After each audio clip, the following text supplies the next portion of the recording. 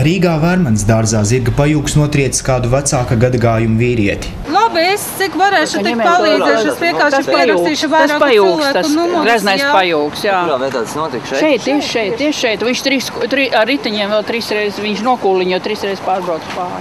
Zirga pajūgs esot bijis ceļā uz filmas Mazie laupītāji uzņemšanas laukumu, kas atradies turpat parkā.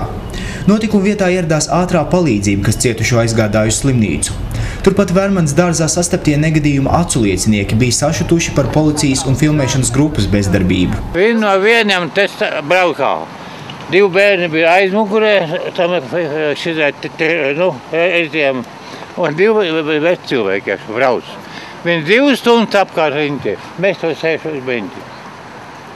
Un tad es skatos, ka nāk tas zirgs, bet pret tos tos cilvēki no kurpus. Bet šitien viņš gāja aulēkšiem. Te viņš gāja aulēs no zirgs. Tajā brīdī viņš no un tad viņš apstāja, tas zirgs apstāja, aiz uz stūra tik apgriezās.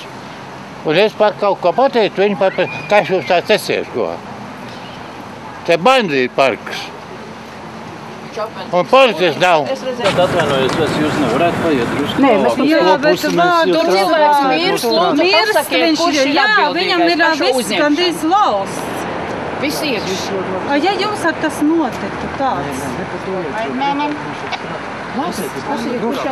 Jā, tikai galveno uzvārdu un vārdu. Vārdu un uzvārdu, kurš atbildīgais par šito uzņemšanas epizodu.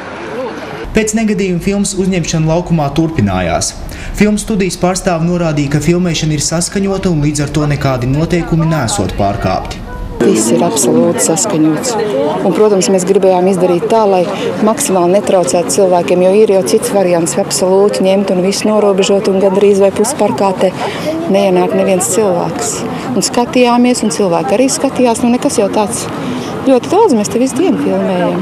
Negadījuma aculiecinieki no notikuma vietas devās prom tā arī nesagaidījuši policiju, taču solīja vērsties pie likumsargiem ar iesniegumu, kurā lūgs izmeklēt negadījuma apstākļus. Par cietušā veselības stāvokli pagaidām ziņu nav.